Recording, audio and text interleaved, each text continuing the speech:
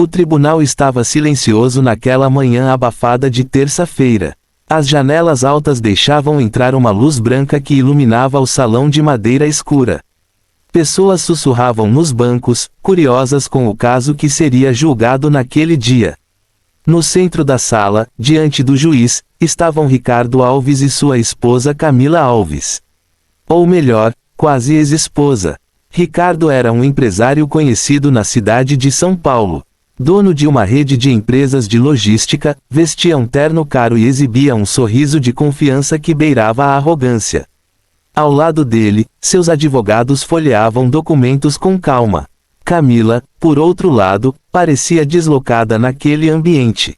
Usava um vestido simples azul claro e segurava uma pequena bolsa com força, como se aquilo fosse sua única proteção. Seus olhos estavam cansados, não de uma noite mal dormida, mas de anos tentando salvar um casamento que já tinha acabado há muito tempo. O juiz ajeitou os óculos. Vamos iniciar a audiência do processo de divórcio entre Ricardo Alves e Camila Alves. Ricardo cruzou as pernas e suspirou impaciente.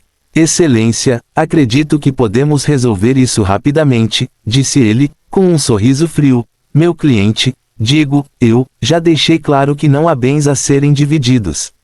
Os murmúrios começaram imediatamente. Camila levantou o olhar. Não há bens? Ela perguntou baixinho. Ricardo nem olhou para ela. Seu advogado respondeu. Todo o patrimônio do senhor Ricardo foi construído antes do casamento ou está protegido por empresas registradas em nome de terceiros. Legalmente, a senhora Camila não tem direito a nada. Camila ficou imóvel. Nada. A palavra ecoou dentro dela. Do outro lado da sala, algumas pessoas trocaram olhares desconfortáveis. O juiz franziu a testa. Senhora Camila, a senhora tem representação legal. Ela engoliu seco. Não, excelência. Ricardo riu baixinho. Claro que não, murmurou ele, ela sempre foi péssima com decisões. Camila fechou os olhos por um segundo. Durante 8 anos de casamento, ela tinha estado ao lado de Ricardo em tudo. Quando ele abriu sua primeira empresa. Quando quase faliu. Quando precisou vender o carro para pagar funcionários. Naquela época, ninguém acreditava nele. Exceto ela. Camila trabalhava em 2 empregos enquanto Ricardo passava noites planejando negócios. Ela pagava contas, comprava comida, mantinha a casa funcionando. E quando o dinheiro finalmente começou a aparecer, Ricardo mudou. Primeiro vieram as viagens, depois as festas, depois as mulheres, e agora, o tribunal. Ricardo levantou-se lentamente. Excelência, com todo respeito, eu gostaria de encerrar isso hoje. Minha ex-esposa pode ficar com suas coisas pessoais, claro. Ele virou a cabeça para Camila. Suas roupas, talvez aquele carro velho que você usa. Ele deu de ombros. Mas fora isso, nada. Um silêncio pesado caiu na sala. Camila apertou a bolsa ainda mais. Ricardo, ela disse, a voz quase falhando, eu estive ao seu lado desde o começo. Ele deu uma risada curta. E eu paguei por isso durante anos. Algumas pessoas no público balançaram a cabeça em desaprovação. Mas Ricardo continuou. Vamos ser honestos, Camila. Você nunca trouxe nada para o negócio. Ela sentiu o rosto queimar. Eu trabalhei para te ajudar. Trabalhou? Ele levantou uma sobrancelha. Você era recepcionista em um escritório pequeno. O advogado dele sorriu discretamente. Ricardo se virou para o juiz. Excelência, minha proposta é simples. Ela sai com o que entrou, nada. A palavra caiu como um martelo. Camila sentiu o coração apertar. Mas algo dentro dela não era tristeza. Era cansaço, muito cansaço. Ela respirou fundo. Então é isso? Perguntou. Ricardo assentiu. É o melhor para todos. O juiz parecia desconfortável. Senhora Camila, a senhora entende que pode contestar. Mas antes que ele terminasse, Ricardo interrompeu. Não há base para contestação. Ele se inclinou para trás na cadeira, completamente confiante. A menos que ela tenha um exército de advogados escondido por aí. Algumas pessoas riram discretamente. Camila ficou em silêncio. Então ela disse algo inesperado. Talvez eu tenha. Ricardo riu alto. Camila, você mal consegue pagar seu aluguel. O juiz bateu levemente o martelo. Silêncio no tribunal. Nesse momento, a porta do tribunal se abriu.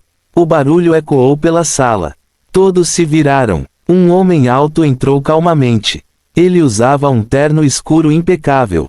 Atrás dele vinham 2 advogados carregando pastas grossas. O homem caminhou com passos firmes pelo corredor central. Cada passo parecia aumentar a tensão na sala.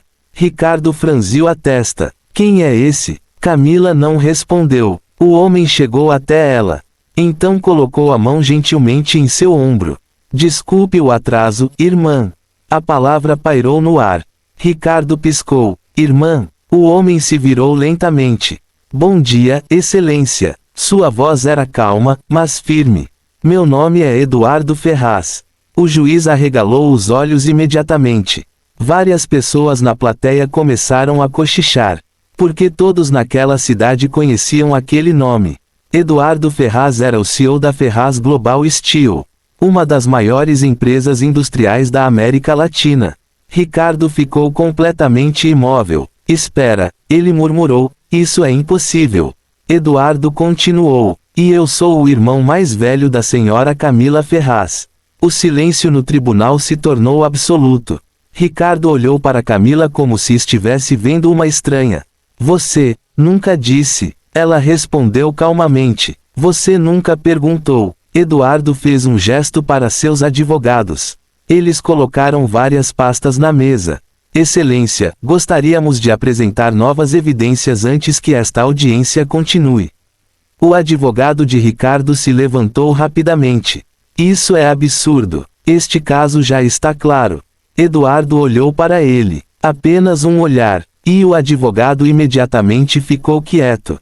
Nessas pastas, disse Eduardo, estão registros financeiros, documentos empresariais e transferências bancárias que mostram algo interessante.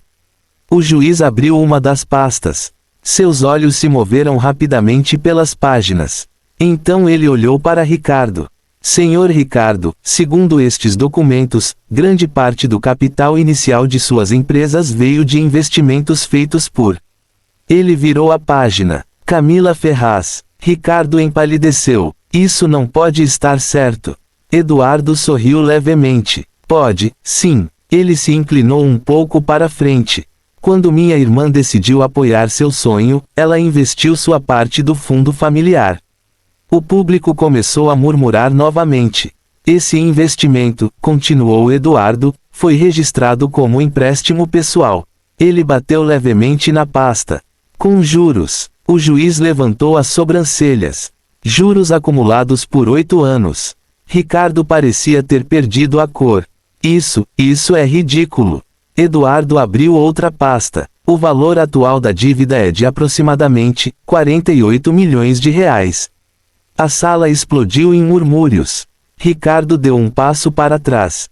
Isso é impossível. Camila permaneceu sentada, quieta. Eduardo olhou para ela com carinho. Minha irmã nunca quis usar isso contra você. Ele então olhou para Ricardo. E seu tom mudou completamente. Mas depois que você tentou expulsá-la da própria vida, sem nada. Ele fechou a pasta lentamente. Achamos que era hora de revisar os números. O juiz limpou a garganta. Senhor Ricardo, parece que este caso acabou de ficar muito mais complicado. Ricardo estava tremendo. Seu advogado folheava documentos freneticamente. Excelência, precisamos de tempo para revisar isso. Eduardo assentiu calmamente. Claro. Ele então olhou para Ricardo pela última vez. Ah, e mais uma coisa. Ele colocou um último documento. Sobre a mesa, metade das ações da sua empresa foram usadas como garantia desse empréstimo. O juiz leu rapidamente. Depois levantou os olhos. Senhor Ricardo. Ele pausou. Tecnicamente, sua esposa pode se tornar a maior acionista da sua empresa. O tribunal ficou completamente em silêncio. Ricardo olhou para Camila, a mesma mulher que ele tinha acabado de mandar sair sem nada.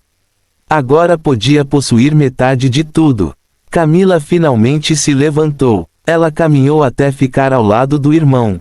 Olhou diretamente para Ricardo. Seus olhos não tinham raiva. Apenas calma. Eu nunca quis tirar nada de você, disse ela suavemente. Então acrescentou: eu só queria respeito. Ricardo não respondeu, porque pela primeira vez em muitos anos, ele não tinha mais nenhuma vantagem. E naquele tribunal silencioso, todos sabiam que o jogo tinha virado.